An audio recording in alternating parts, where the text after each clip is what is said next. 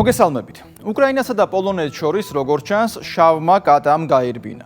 პოლონეთის ახალ პრეზიდენტს კაროლ ნავროცკის უკვე იმდენად აღარ მოსწონს უკრაინის ხელისუფლების დამოკიდებულებები და პირველ რიგში ამ ხელისუფლების მიდგომა წარსულის მიმართ, რომ ვითარება ორ ქვეყანას შორის ისეთ დონეზე დაიძაბა, რაც თუნდაც 2-3 თვის წინ წარმოუდგენელი იქნებოდა. საქმე ეხება ზელენსკის ბოლო გადაწყვეტილებებს და ისეთი მტკივნეული თემების გააქტიურებას, რასაც პოლონეთისთვის ისტორიული მნიშვნელობა აქვს.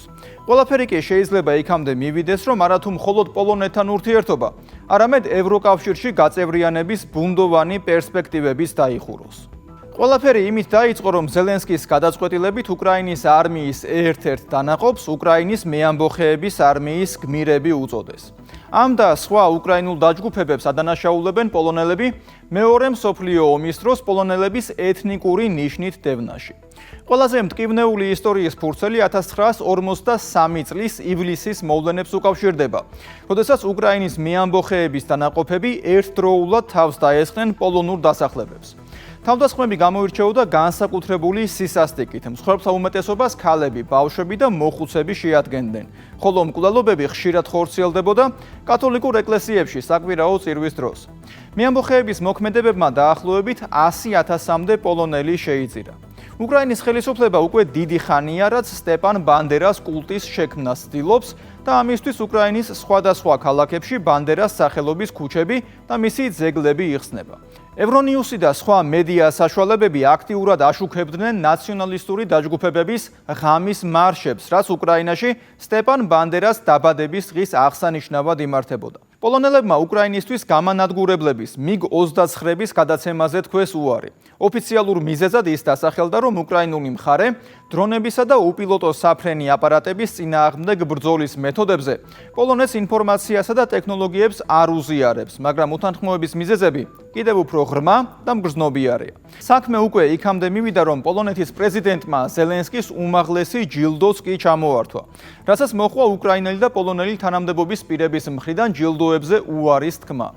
ამ ისტორიაში მთავარი შეკითხვა მაინც შემდეგია. აქამდეც ხომ ძალიან კარგად იყო ცნობილი პოლონელებისთვის განსაკუთრებით, რომ უკრაინაში ნაციონალიზმი ფეხს იკიდებდა. რატომ მოხდა, რომ წინა ხელისუფლება პრეზიდენტიანად და პრემიერ-მინისტრიანად ამაზე თვალს ხუჭავდნენ? პოლონეთის პრეზიდენტისგან განსხვავებით საკითხზე კომენტარს არ აკეთებს პოლონეთის პრემიერ-მინისტრი დონალდ ტუსკი. მას დიპ სტეითისგან და მისი ევრომარიონეტებისგან ზელენსკის ხელისუფლების მუდმივი მხარდაჭერა აქვს დავალებული და შესაბამისად არც პოლონელი ხალხის გრძნობებს და ღირსებას აგდებს რამედ.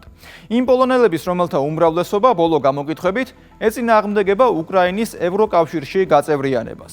გიორგი მდივანის სიუჟეტში ნახავთ, როგორ შემოუტრიალდა წარსულის გადააზრება თუ გაუაზრებლობა უკრაინის ხელისუფლებას უკუ შედეგებით.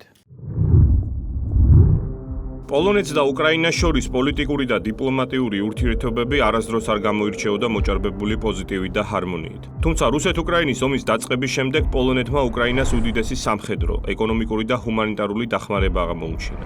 პოლონეთმა უკრაინელი ლტოლვილების რეკორდული რაოდენობა შეიფარა. დღევანდელი მონაცემებით პოლონეთში 1 მილიონი უკრაინელი ცხოვრობს. პოლონეთმა ყველა საერთაშორისო პლატფორმაზე ყველაფერი გააკეთა უკრაინის მხარდასაჭერად. მაგრამ ამ ყველაფრის მიუხედავად ზელენსკის ხელისუფლებამ პოლონელების სრული მხარდაჭერა არაფრად არ ჩააგდო და დიპლომატიის ამბანის სრული უგულებელყოფით ის მოახერხა, რომ პოლონეთთან ურთიერთობა ძალიან გაიფუჭა. საბჭოთა კავშირის დაშლის და უკრაინის მიერ დამოუკიდებლობის მოპოვების შემდეგ დანამდვილებით შეიძლება ითქვას, რომ პოლონეთსა უკრაინას შორის დიპლომატიური ურთიერთობა ყველაზე დაბალ ნიშნულზეა. უკრაინას და პოლონეთს შორის ურთიერთობა ბოლოს ზედმეტად მას შემდეგ დაიძაბა, რაც ვლადიმერ ზელენსკიმ სკანდალური და ცალსახად კონფლიქტური გადაწყვეტილება მიიღო, როდესაც უკრაინის შეიარაღებული ძალების ერთ-ერთ დაჯგუფებას უპას, ანუ უკრაინის მეამბოხე არმიის სახელი მიანიჭა. ამან პოლონეთში საყოველთაო აღშფოთება გამოიწვია, რადგანაც უპას მეორე მსოფლიო ომის დროს უსასტიკესი დანაშაულები აქვს ჩადენილი პოლონელების წინააღმდეგ და არა მარტო. პოლონეთის უმაღლესი საკანონმდებლო ორგანო სეიმი უკრაინის მეამბოხე არმიას ეთნიკურ წმენდაში, პოლონელების მასობრივ ხოცვა-ჟლეტაში და გენოციდში მიიჩნევს დამნაშავედ. რა თქმა უნდა, ამ სიახლეს პოლონეთში დიდი პოლიტიკური მღელვარება მოყვა. უკრაინის პრეზიდენტს პოლონელმა ვიზავი უმაღლესი პოლონური ჯილდო ჩამოართვა. podjąłem decyzję o მე გადავწყვიტე უკრაინის პრეზიდენტს თეთრი არწივის ორდენი ჩამოვართვა. ამ ეტაპზე მინდა ხაზგასმით ავღნიშნო. ეს გადაწყვეტილება პირდაპირ არ არის მიმართული უკრაინისა და უკრაინელი ხალხის წინააღმდეგ. თეთრი არწივის ორდენი ვლადიმერ ზელენსკიმ 2023 წელს მიიღო. პოლონეთის მაშინდელი პრეზიდენტის ანჯეი დუდასგან. როგორც მაშინ აცხადებდა პოლონური მხარე, უკრაინის პრეზიდენტს აღნიშნული ჯილდო პოლონურ-უკრაინულ თანამშრომლობაში შეტანილი წვლილის და რუსეთის აგრესიის მიმართ წინააღმდეგობის გაწევისთვის გადასცეს. 3 წელი აღმოჩნდა საკმარისი ეს ჯილდო, რომ ჩამოერთმია ზელენსკისთვის. ამისთვის კი მისმა რეჟიმმა ბევრი რამ გააკეთა. პოლონელებს ისტორიულ ჭრილობებზე მარილი დააყარა და ფაქტიურად მეორე მსოფლიო ომის დროინდელი ტრაგიკული და ამავდროულად დანაშაულებრივი ისტორია ხელახლა გააცოცხლა. უკრაინის მეამბოხი არმია, რომელსაც ხშირად უპას აბრევიატურის სახელით მოიხსენიებენ, მეორე მსოფლიო ომის დროს მოქმედი უკრაინელი ნაციონალისტების იატაკქვეშა სამხედრო ორგანიზაცია იყო. 1953 წელს ვოლინის ტერიტორიაზე უკრაინელი მეამბოხეები პოლონელების ეთნიკური წმენდით და მასობრივი მკვლელობებით დაკავდნენ. ეს ისტორიას ვოლინის ხოცვა-ჟლეტის სახელით შემორჩა. სხვადასხვა წყაროების მიხედვით მაშინ 100,000-ზე მეტი პოლონელი გამოასალმეს სიცოცხლეს. პოლონეთის პრეზიდენტმა კაროლ ნავროცკიმ პრესასთან საუბრისას მკაცრად გააკრიტიკა უკრაინის პრეზიდენტი ზელენსკი და მისი რეჟიმის მხრიდან ნეონაცისტური ფორმირებების ჰეროიზაციის მცდელობა. wszyscy patrioci ყველა პატრიოტს ესმის უკრაინელი ნაციონალისტების მიერ პოლონეთის მიწაზე ჩადენილი დანაშაულების მასშტაბები და რამდენად დრამატული იყო ეს დრო. დავა ეხება ისტორიული საკითხების აღქმას და იმ ფაქტს, რომ პოლონეთში ჩვენ არ ვიღებთ წითელ-შავ ბანდერას დროშას. ვერ წარმომიდგენია სიტუაცია, რომელშიც პოლონელი პატრიოტები და განსაკუთრებით პოლონეთის პრეზიდენტი და პოლონეთის მთავრობა ერთად არ დადგებოდნენ და არ გაერთიანდებოდნენ ასეთ სიტუაციაში. ძვირფასო ვოლოდიმირ, ბატონო პრეზიდენტო, ეს დავა საერთოდ არ ეხება პოლონეთის შიდა საქმეებს. ასეთი საკითხები არ არსებობს, რადგან ყველა პოლონელმა იცის და ესმის თუ რა ზიანი მიაყენეს უკრაინელმა ნაციონალისტებმა პოლონელ ქალებსა და მამაკაცებს, ასევე პოლონელ ბავშვებს. პრეზიდენტი ზელენსკი ცდება. პრეზიდენტი ნავროცკი ამბობს, რომ როდესაც უკრაინა მკვლელების განდიდებითაა დაკავებული, მენტალურად მზად არაა ევროპული ხალხების ოჯახის წევრი იყოს. პოლონეთის ისტორიული მეხსიერების ინსტიტუტი აცხადებს და ამტკიცებს, რომ უპამ უკრაინის მეამბოხი არმიამ 1942-1945 წლებში ვოლინში და მახლობელ ტერიტორიებზე, რაც დღესდღეობით პოლონეთის იურისდიქციის ქვეშაა, 100,000-ზე მეტი პოლონელი მოკლა. 1941 წლის 29 სექტემბერს უკრაინელმა ნაციონალისტებმა მაგალითად ებრაელების, ციგნების და საბჭოთა სამხედრო ტყვეების მასობრივი დახვრეტა მოაწყვეს და მხოლოდ ერთი დღის მანძილზე 33,771 ადამიანი მოკლეს. მთლიანობაში კი მსხვერპლის რაოდენობა 100,000 საჭარბებს. სტეპან ბანდერა უკრაინული ნაციონალიზმის სისხლიანი წარსულის გამორჩეული ფიგურანტია. ჯერ ვიქტორ იუშენკომ მიანიჭა მას უკრაინის ეროვნული გმირის სტატუსი. შემდეგ 2016 წლიდან კიევში მისი სახელი ცენტრალურ პროსპექტს დაარქვეს. ზელენსკი კი ბოლო წლებში სხვადასხვა უკრაინულ ქალაქებში მისი სახელობის ქუჩებს ხსნის. უკრაინელი ნეონაცისტები ანთებული ჩირაღდნებით და მისი პოსტერებით ქუჩაში მარშებს მართავენ. სახეზე გვაქვს ნაცისტური იდეოლოგიის ჰეროიზაციის მცდელობა და ამას როგორც პოლონელები, ასევე დანარჩენი ევროპელების ამჩნევენ. მას შემდეგ, რაც ზელენსკის უბრალო ბოდიშის მოხდით სიტუაციის დეესკალაცია შეეძლო, მან ამის მაგივრად პოლონელების მიმართ უპატივცემლობა და ცინიზმი აირჩია. პოლონეთის პრეზიდენტმა აღნიშნა, რომ თეთრი არწივის ორდენი არ არის ჩვეულებრივი ჯილდო. ის რეჩპოსპოლიტას ნდობის უმაღლესი სიმბოლოა. ეს ორდენი განსაკუთრებულ კავშირს ნიშნავს პოლონეთის სახელმწიფოსთან და ხალხის განსაკუთრებულ მადლიერებას. ასეთი სიმბოლო მოითხოვს არა მხოლოდ დამსახურებას, არამედ იმ ღირებულებების პატივისცემასაც, რომლებიც ჩვენი საზოგადოების საფუძველს წარმოადგენს. ამრიგად, თუ მიიჩნევა, რომ ეს განსაკუთრებული სიმბოლო შეიძლება დაუტოვონ ეკატერინე მეორეს, ბენიტო მუსოლინისა და გერჰარდ შრედერს, მაშინ ჩვენ უკრაინაში ამაზე არ ვიდავებთ.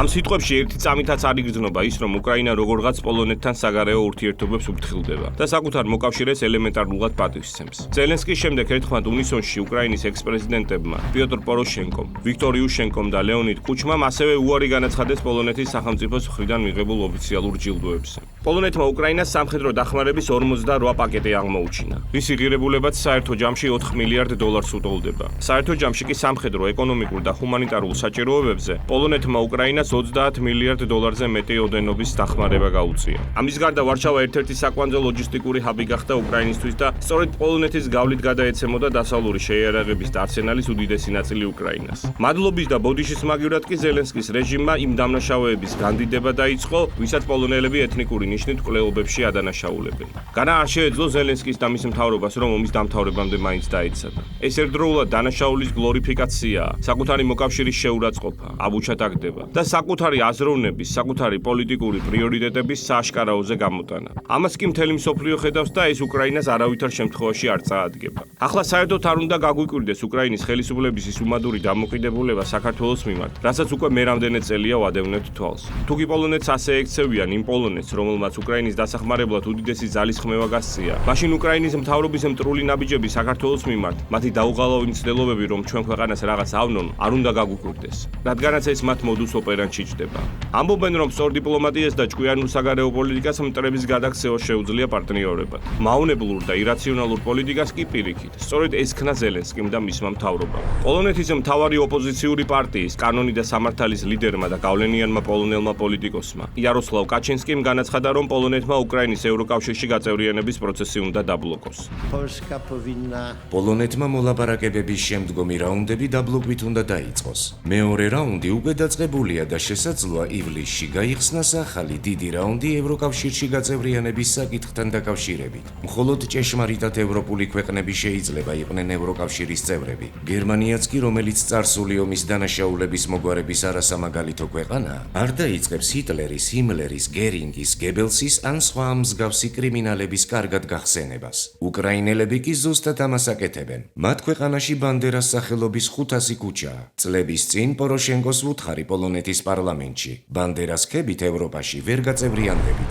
უნგრეთის ოფიციალური პოზიციის შემდეგ, რომ უკრაინის ევროკავშირში გაწევრიანება არავითარ შემთხვევაში არ უნდა დაჩქარდეს, პოლონეთის წინააღმდეგობამ უკრაინის ევროპული მომავალი შეიძლება საერთოდ დაასამაროს. ბოლოდროინდელი დაძაბულობის ფონზე ზელენსკის რეჟიმის პროვოკაციული ქმედებების შემდეგ, საზოგადოებრივი განწყობა პოლონეთში უკრაინელების საწინააღმდეგოდ შეიცვალა. ის, რასაც პოლონეთის პრეზიდენტი კაროლ ნავროცკი ამბობს, სრულ თანხვედრაშია პოლონელი ხალხის განწყობასთან. ბოლოს ჩატარებული საზოგადოებრივი აზრის კვლევის თანახმად, პოლონელების 59.7% უკრაინის გაწევრიანების წინააღმდეგია ევროკავშირში. მათ ხარს გამოკითხულთა მხოლოდ 35.4% უჭერს. გამოკითხვა იბრისის ინსტიტუტის მიერ ჩატარდა რადიო Z-ისთვის. გამოკითხვის დეტალებს თუ გავაანალიზებთ, აღმოვაჩენთ, რომ კრიტიკულად განწყობილ სეგმენტში უკრაინის მიმართ წინააღმდეგობის გაწევის სურვილი კიდევ უფრო იზრდება და 73%-ში შეადგენს. სოციოლოგიური კვლევების თანახმად, კაროლ ნავროცკის რეიტინგიც გაიზარდა და 54.8% შეადგინა, რაც გასულ თვესთან შედარებით 8.45%-ით მეტია. ეს ნავროცკის მხრიდან ზელენსკისთვის თეთრი არწივის ორდენის ჩამორთმევის და პოლონეთის ისტორიული მეხსიერების დაცვის პირდაპირი შედეგია.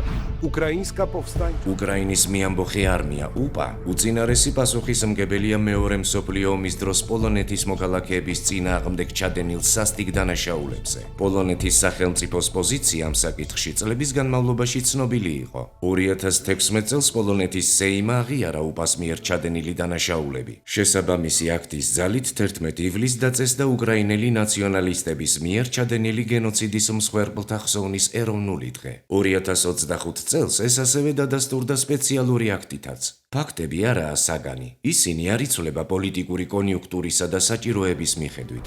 ზელენსკის სკანდალურ გადაწყვეტილებამდეც პოლონეთსა და უკრაინას შორის უკვე არსებობდა კონფლიქტების ბევრი მიზეზი. 2023 წელს უკრაინამ მსოფლიოს სავაჭრო ორგანიზაციაში უჩივლა პოლონეთს. მაშინ უკრაინული მარცვლეულის გამო აღმოსავლეთ ევროპის თითქმის ყველა ქვეყანამ უკრაინას დროებითი ემბარგო დაუწეს. მაგრამ უკრაინელი ნაცისტების განდიდების უამრავი სხვადასხვა მცდელობა შეიძლება ბოლო წვეთი აღმოჩნდეს პოლონელების მოთმინების ფიალაში და ამან უკრაინის მომავლისთვის საბედისწერო როლი ითამაშოს. ზელენსკის ხელისუფლებამ მძიმე ისტორიული წარსული საკუთარი ქვეყნისთვის შორს მიმავალი და საფრთხო ტრაექტორიით გააცოცხლა, რაც ომში მყოფი ქვეყნისთვის შეიძლება დამატებითი ზიანის მომტანი აღმოჩნდეს. იმ ფონზე, რომ უნგრეთის ახალ ხელისუფლებასთანაც ვერ შეძლო ზელენსკიმ ბოლომდე ურთიერთობების დალაგება, პოლონეთთან და მის პრეზიდენტთან ასეთი დაპირისპირება კიდევ უფრო მეტად გააჩენს იმის ალბათობას, რომ ევროკავშირში გაწევრიანებაზე მოლაპარაკებები დიდი ხნით შეფერხდეს. ყოველი შემთხვევისთვის ჯერჯერობით ყველაფერს ასეთი პირი უჯანს. პიტერ მადიარმა, უნგრეთის პრემიერმა, უკვე შეაფერხა ევროკავშირში გაწევრიანებაზე მოლაპარაკებების განცხადებების განხილვა. პოლონეთის პრეზიდენტი კაროლ ნავროცკი უკვე ღიად აცხადებს, რომ უკრაინის ევროკავშირში გაწევრიანება მათი მხრიდან ნაციონალისტური წარსულის იდეალიზების გამო არ შეიძლება. ამას ემატება ის, რომ არც სლოვაკეთის პრემიერი რობერტ ფიცო და არც ჩეხეთის პრემიერი ანდრეი ბაბიში არ არიან აღფრთოვანებული ზელენსკითა და მისი ხელისუფლებით. ასე დროს კი გაწევრიანების პერსპექტივები კიდევ უფრო ბუნდოვანი ხდება. მე იოანე შაიშმელაშვილი ვარ. კვირაში 4 ჯერ 21 საათსა და 15 წუთზე. უყურეთ ევროკრატიას.